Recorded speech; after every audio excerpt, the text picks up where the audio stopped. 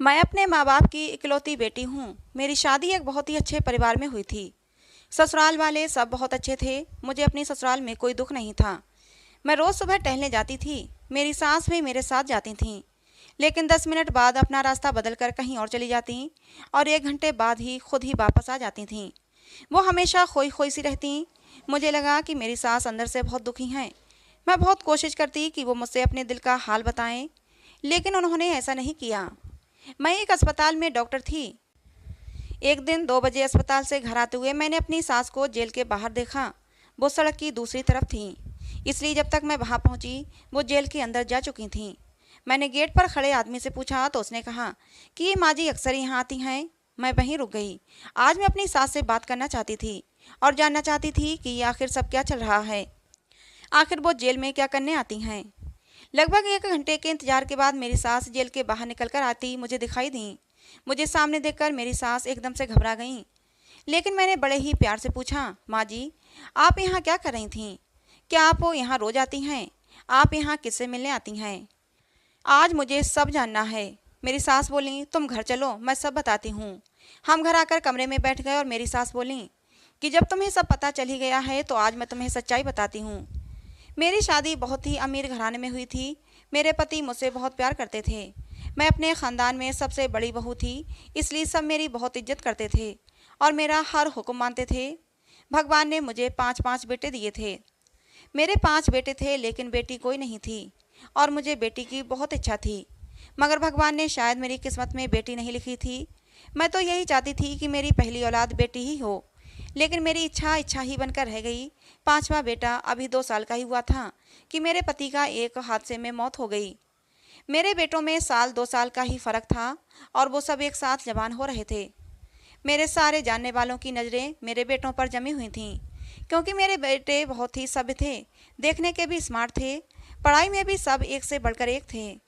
मेरे जानने वालों में न जाने कितने ऐसे थे जो मेरे बेटों को अपना दामाद बनाना चाहते थे। जब लोगों के मुंह से अपने बेटों की तारीफें सुनती तो खुद पर गर्व होता। ये बात उस समय की है जब मेरा बेटा 15 साल का था। तब मेरी एक दोस्त तो अपनी बेटी को लेकर मेरे घर आई। मेरी दोस्त की बेटी लगभग उस समय 12 साल की थी। बहुत ही प्यारी सी बच्ची थी। मेरी दोस्त ने कहा, शारदा हमारे हालात बहुत ख़राब हो गए हैं। हम अपनी बेटी की देखभाल अच्छे से नहीं कर पा रहे हैं, इसलिए आप इसे अपने पास रख लें। बहुत ही उम्मीदों के साथ मैं आपके पास आई हूँ। आज से मेरी बेटी आपकी बेटी हुई। आपको बेटी की बहुत इच्छा थी ना, अब इसे ही अपनी बेटी बना लें। मेरी दोस्त की बेटी आरती मुझे शुरू से ही बहुत प्यारी थी। मेरी कोई बेटी नहीं थी तो मैं अपनी हसरत उसको प्यार करके पूरी कर लेती थी। अब तो वही मेरी बेटी बनकर घर में आ गई थी और मुझे मौसी कहती थी और मेरे आगे पीछे घूमती थी। मेरे सारे काम अपने हाथों से करती। किसी भी काम के लिए कहती तो फौरन भाग भाग कर मेरे सारे काम पल भर में ही कर देती थी। मैं भी उससे उतना ही प्यार करने लगी थी। किसी एक पल के लिए भी उसे अपनी आंखों से दूर नहीं करती थी। भगवान ने मुझे एक बेटी दे दी थी। लेकिन एक दिन आरती का बाप उसे लेने आ गया। कहने लगा, हमारी बेटी हमें वापस कर दो, हम उसे वापस लेने आए हैं। मैं मना करने लगी। मैंने कहा, मेरी आरती के साथ बहुत मोहब्बत बढ़ गई है, उसे यहीं रहने दो, मैं उसे अपनी बेटी बनाकर रखूंगी। आरती का बाप बोला, अगर उसे अपने साथ रखना ही चाहती हो तो उसके नाम कुछ जायदाद करो, जिससे कि उसका फ्यूचर सेफ रहे। मैं आरती से बहुत मोहब्बत करती थी। मैं उससे एक पल भी दूर होना नहीं चाहती थी। इसलिए आरती की मोहब्बत में मैंने अपना एक प्लॉट आरती के नाम कर दिया, जिससे कि उसके बाप को तसल्ली हो जाए।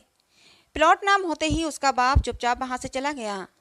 मेरी दोस्त मोना और उसका पति अक्सर आरती से मिलने आते थे और कभी कभी आरती भी उनसे मिलने चली जाया करती थी। मोना के हालात ठीक नहीं हुए थे, इसलिए मैं कभी कभी उसकी मदद कर दिया करती थी। जब भी आरती अपने माँ बाप से मिलने जाती तो मैं कुछ ना कुछ पैसे आरती के हाथों भिजवा दिया करती थी। मेरे बेटे भी आरती से बहुत मोहब्बत करते थे। आपस में सब बहुत ही प्यार से रहते। एक दिन मोना हमारे घर आई। इधर उधर की कुछ बातें करने के बाद कहने लगी, शारदा तुम अपनी आरती से इतना प्यार करती हो तो फिर उसे हमेशा हमेशा के लिए अपने घर में क्यों नहीं रख लेती? मैंने पूछा, वो कैसे? तो कहने लगी, तुम उसे अपने घर की बहू बना लो, उसकी शादी अपने बड़े बेटे से करवा दो, इस तरह वो हमेशा तुम्हारी नज़रों के सामने रहेगी। इस ख्याल से मैं भी चौंक गई और सोचने लगी, हाँ ऐसा तो मैंने कभी सोचा ही नहीं था। असल में मैंने उसे बेटी और मेरे बेटों ने अपनी बहन समझा था। फिर मोना ने मुझे समझाया कि तुम्हारे मानने से क्या होता है। तुम भले ही आरती को अपनी बेटी मानती हो, लेकिन वो तुम्हारे पेट से जन्मी बेटी नहीं है। भले ही तुम्हारे बेटे आरती को अपनी बहन मानते हैं, लेकिन उनकी बहन तो नहीं है ना। मुंह बोले रिश्ते बनाने से खून का सगा रिश्ता नहीं बन जाता है। इसलिए आरती और तुम्हारे बड़े बेटे विशाल की शादी होने में कोई हर्ज नहीं है। मैंने अपने बेटे से बात की तो विशाल दंग रह गया। कहने लगा, मम्मी, मैंने आरती को हमेशा अपनी छोटी बहन समझा है।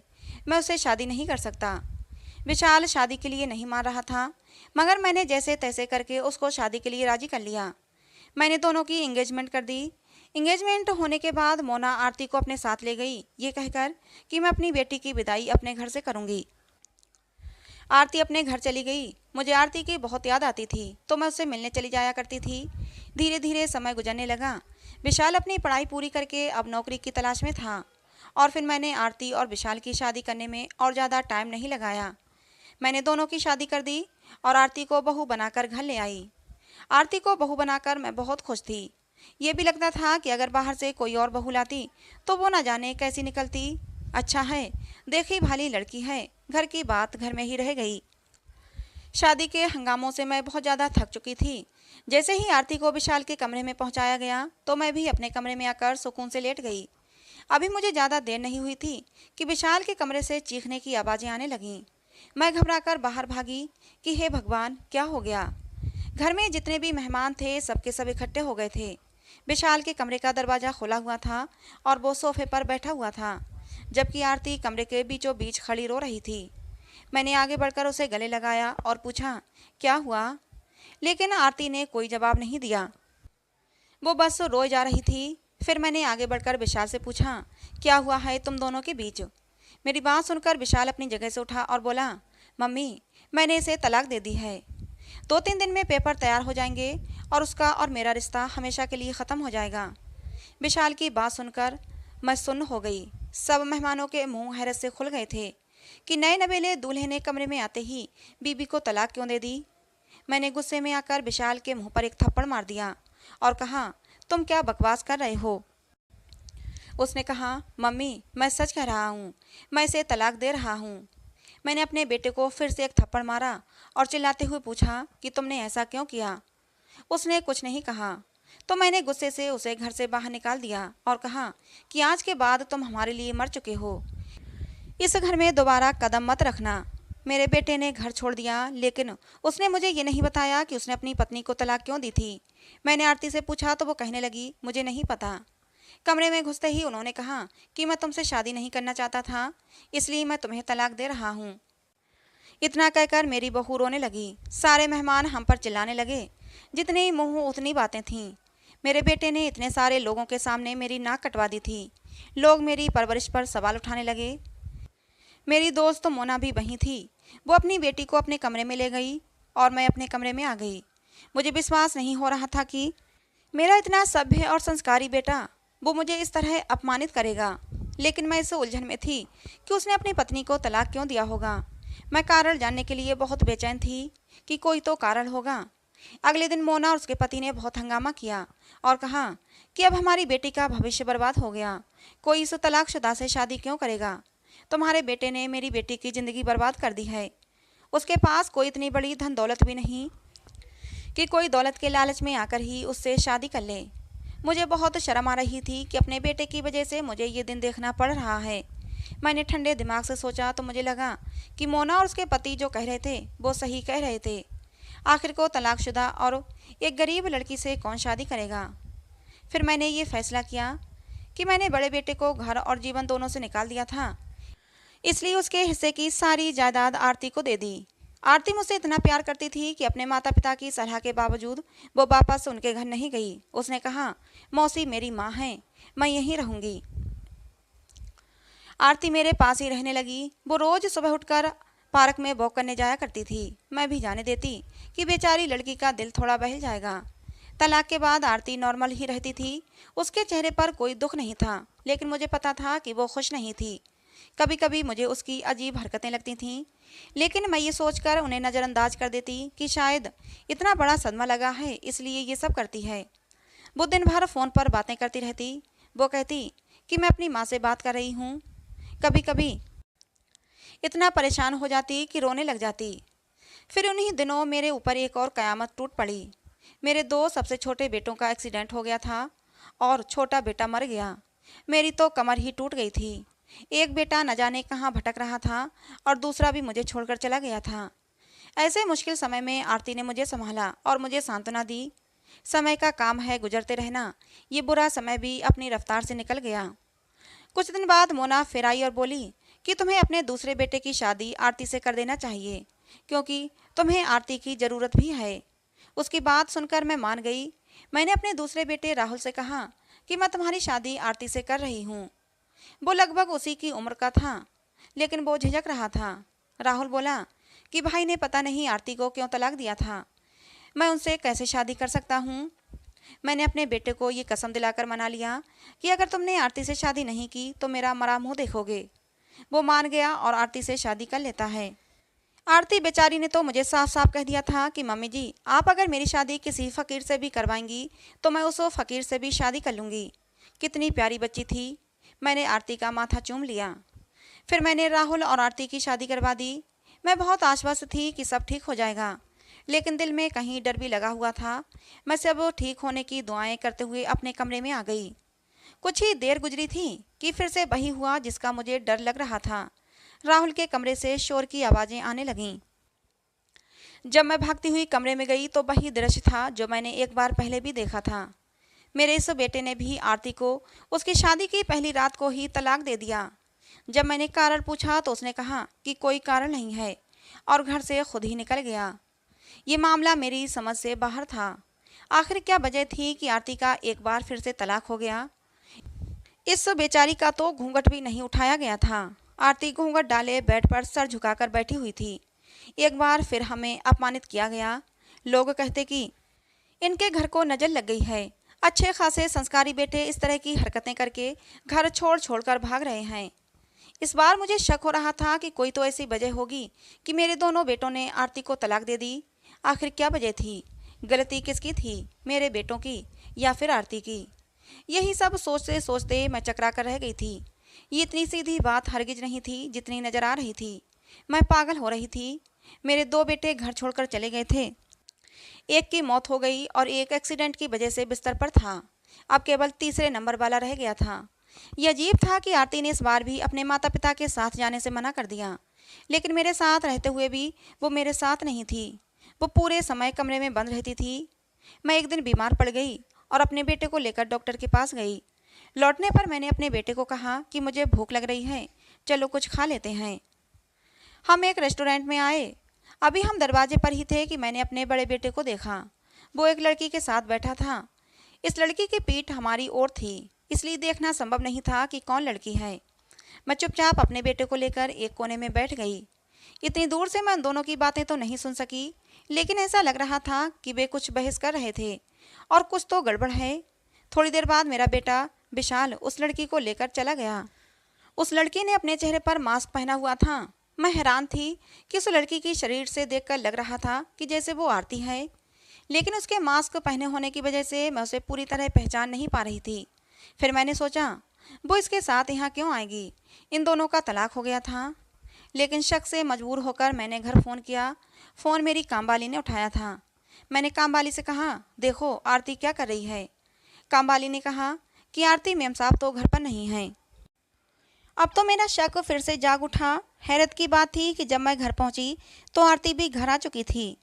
घर आने के बाद मैं आरती पर नज़र रखने लगी, लेकिन उसमें कुछ भी संदिग्ध नज़र नहीं आ रहा था, सिवाय इसके कि वो कभी कभी अकेले बाहर जाती थी। एक दिन मैं भी उससे पीछे पीछे चल दी। पार्क में जब वो मेरे दूसरे बेटे राहुल से मिली तो मैं चौंक गई। वो बहुत देर तक उससे बातें करती रही। वो मेरे बेटों से मिल रही थी, लेकिन किस लिए? उन्होंने तो उसे तलाक दे दिया था। मैंने सोचा, अभी से रंगे हाथों पकड़ूं और पूछूं ये सब क्या चल रहा है। लेकिन रात का समय था। राहुल और आरती मुझसे काफ़ी दूरी पर खड़े थे। जब तक मैं उनके पास पहुंची, अंधेरी गली में दोनों गुम हो चुके थे। आरती जब घर आई तो मैंने उससे पूछा तो वो साफ मुकर गई। मैं आरती से उसकी तलाक होने के कारण पूछती तो वो कुछ भी न बताती। मेरे बार बार पूछने पर वो रोने लगती और कहती कि मौसी, मुझे नहीं पता आपके बेटे मुझे क्यों तलाक देते हैं। अब तो मैं तंग आ गई थी। बड़े बेटे को गुस्से में आकर मैंने खुद ही घर से निकाल दिया था और छोटा बेटा खुद ही घर छोड़कर चला गया था। मैं अंदर से बुरी तरह टूट चुकी थी। मेरा परिवार बिखर गया था। एक बेटा भगवान को प्यारा हो गया था, दो बेटे घर छोड़कर चले गए, एक बेटा बिस्तर से लगा पड़ा था, एक ही बेटा बचा था मेरे साथ। एक दिन मेरी दोस्त मोना मेरे पास आई और कहने लगी, शारदा, तुमने तो मेरी बेटी की जिंदगी बर्बाद कर दी। अब मेरी बेटी कहाँ जाएगी? उसकी पहाड़ सी जिंदगी कैसे कटेगी? अगर तुम्हारे बेटों को मेरी बेटी को तलाक ही देनी थी तो शादी ही क्यों की थी? शारदा, इसमें तुम्हारी भी गलती है और तुम्हें अपनी गलती का प्रायश्चित करना पड़ेगा। मैं हैरत से मोना का मुंह देखने लगी। कौन सी गलती और कौन सा प्रायश्चित? रिश्ते की बात हमेशा मोना ने ही चलाई थी, लेकिन फिर मैंने सोचा जो भी हो, आरती की जिंदगी तो बर्बाद हो ही गई थी। मैं बोली, मुझे अपनी गलती का कैसे प्रायश्चित करना होगा? मोना बोली, तुम अपनी आधी जायदाद मेरी बेटी आरती के नाम कर दो। ये सब सुनकर तो मैं हक्का बक्का रह गई। मेरी करोड़ों की प्रॉपर्टी थी। पति के मरने के बाद बहुत ही मेहनत से अकेले ही सब कुछ संभाला था और अब भगवान की कृपा से बेटे बड़े हो गए थे तो बेटे ही सब कुछ संभाल रहे थे। उस दिन तो मैंने बात को टाल दिया, लेकिन फिर बार बार मोना मुझे कुछ ज़्यादा ही प्रेशर डालने लगी। लेकिन इतना बड़ा कदम उठाने से पहले मैं एक बार सच्चाई जानना चाहती थी कि आखिर मेरे बेटे आरती को तलाक क्यों देते थे।